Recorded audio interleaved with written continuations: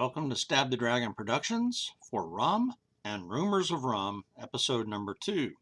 Coming to you from Fort Worth, Texas on Friday, August 22nd, 2025, where it is currently 82 degrees and rainy in August in Texas. Unusual. And this is like the third or fourth time it's been rainy in August this month. We are here today to help Blackland Distillery in Fort Worth celebrate their annual Rum Week, stretching from August 20th to 30th. We made our first trip to Blackland yesterday, and I now kick myself for delaying this 15-minute trip for the past 5 or 6 years. I simply don't get out of the house much, and this is an easy, 15-minute drive and no traffic. I mean, where have I been? I don't know. But my rum switch has recently been pushed to the on position, so I decided to go see what Blackland rum was all about, since it's not available in stores. And boy was I glad we did. Blackland is a great place to go, and I thoroughly enjoyed their 4 rums. Blackland is a small craft distillery in the industrial district just west of downtown Fort Worth, east of University Drive, north of 7th Street, south of White Settlement Road. About 15 minutes from my house again, so very easy to reach. It is a small craft distillery, and there's simply no parking there. Problem, but you have to park on the street, up and down the street, and watch out for the parking lots of other small businesses in the area. Blackland is named for the prairie that runs from the Red River south to San Antonio. And despite its traditional sounding name, this is a brand that challenges traditional whiskey making conventions and has a distinctly modern approach to making and selling their spirits. From the back of the bottle,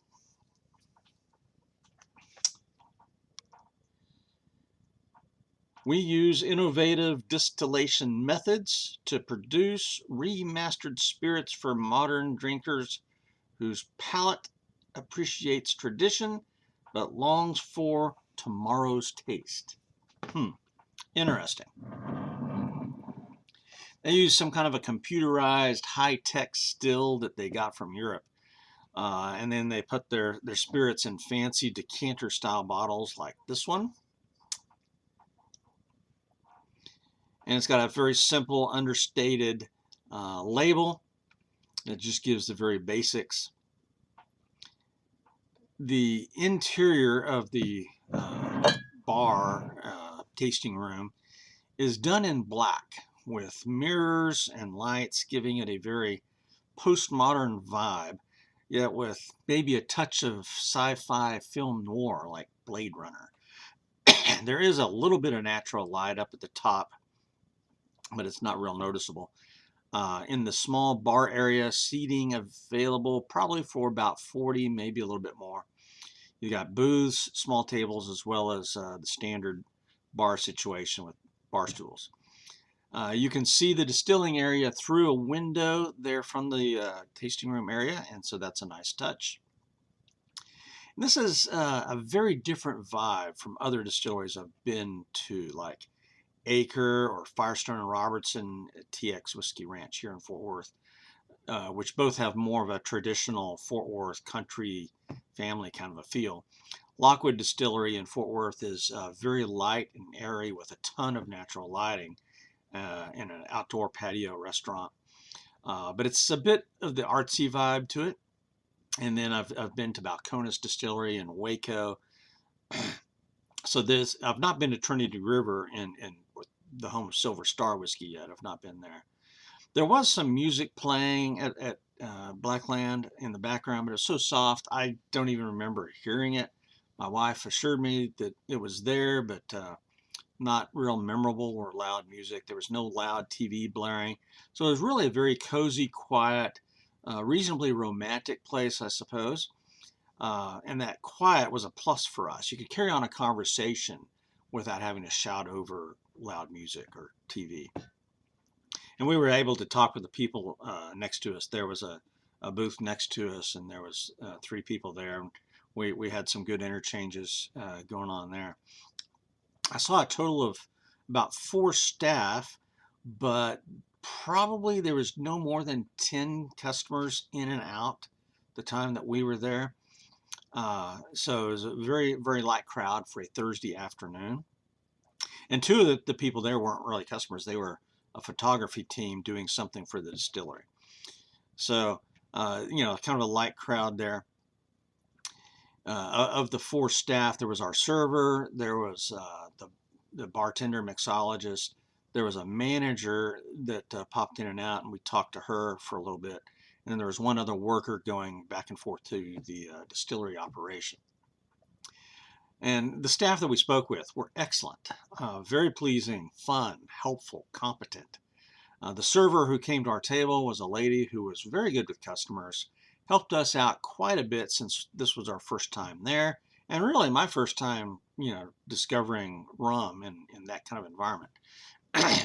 When I started asking her some technical questions about the bourbons and ryes that I've been drinking for several years, she immediately grabbed a hold of the manager to come over, who I think she was in production manager, and she was able to answer my questions in detail.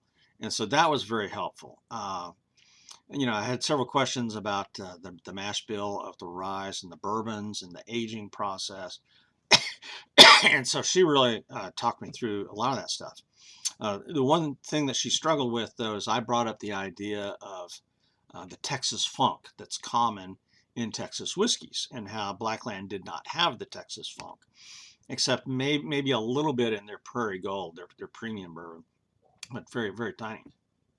And she didn't really understand what the Texas funk was, and that surprised me. So I recommended her to, try some TX bourbon or something from Balcones that's got the Texas funk, so she would know what that is.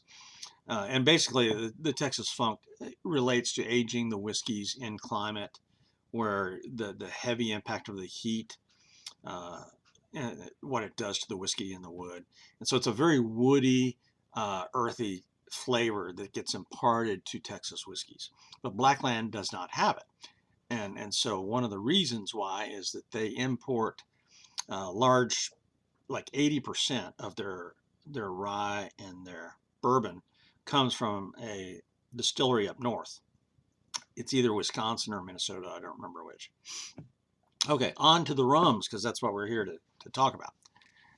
So I ordered a flight of 4, because they have 4 different rums. I was simply amazed. This was an amazing situation. Admittedly, I'm fairly new and inexperienced with rums. I've had a total of 5 different Caribbean rums and 1 other Texas rum from Acre Distillery. And all of those have been either gold or aged rums. So I have no prior experience with white rum, spiced rum, or black rums.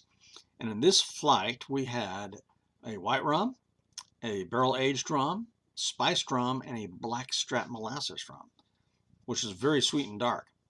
And so I drank them in the order that they were presented. Now, the white rum, of all the rums, this was the most surprising to me. It did not have the typical rum funk that I'm used to from Caribbean rums. And even Acre's rum has a little bit of it. It was really somewhat vegetal and herbal. It actually seemed to resemble the Blackland gin that I love. I love the Blackland gin.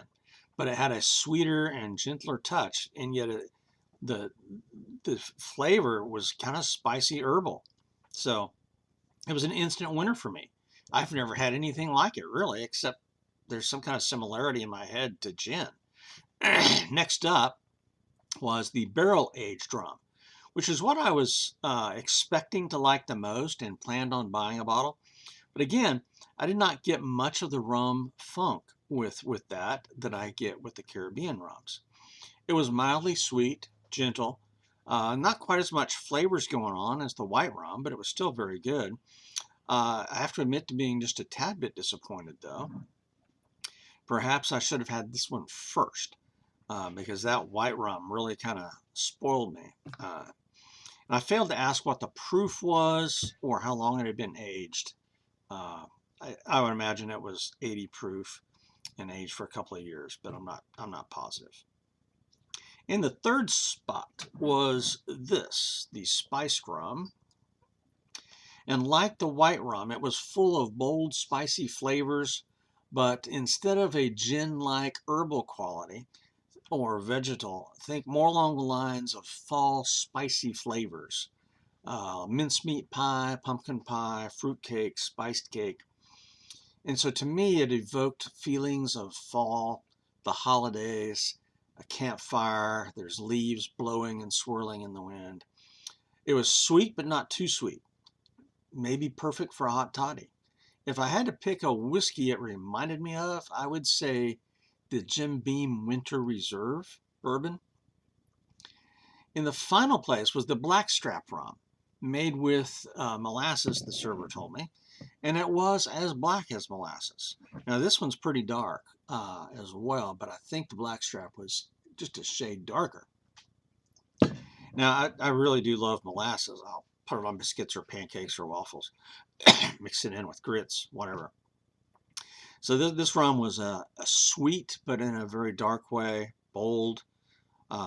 It may have stuck one toe across the line into being too sweet for me to sip on.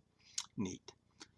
This one also, gave me those fall and winter vibes that were very warming, sweet, and pleasant. So again, it was a fascinating rum. I've never had anything like it.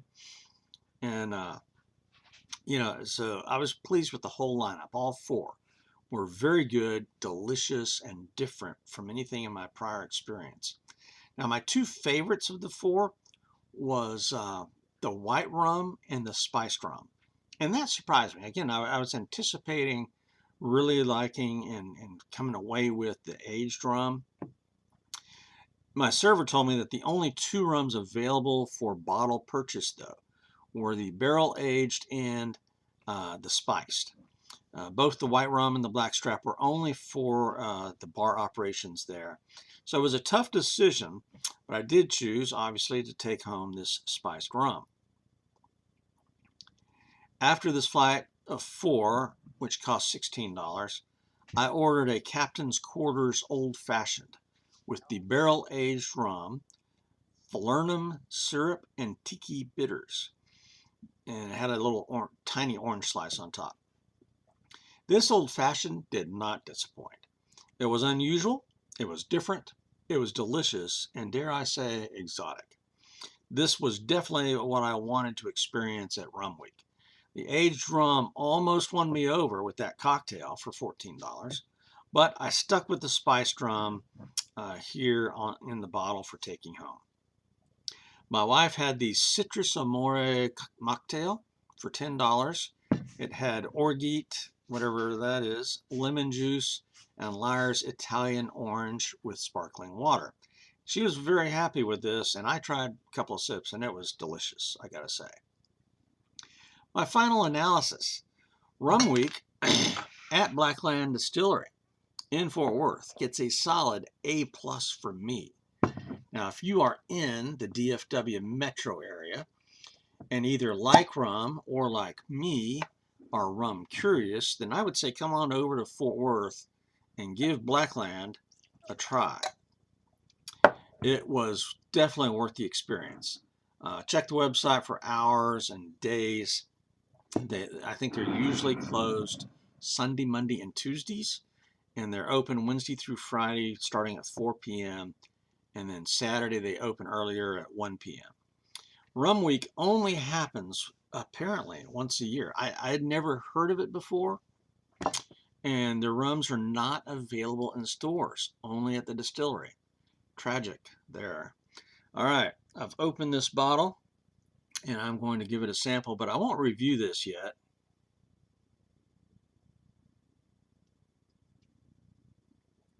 Man, that is fascinating. Yeah, I'll have to do another video to do a review of this, but right now I can just simply tell you that the Blackland spiced rum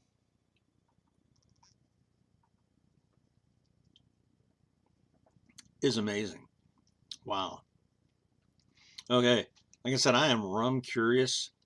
And so I'm starting a whole new series on this channel of rum and rumors of rum. So stand by for more in this category. This is Stab the Dragon, out here.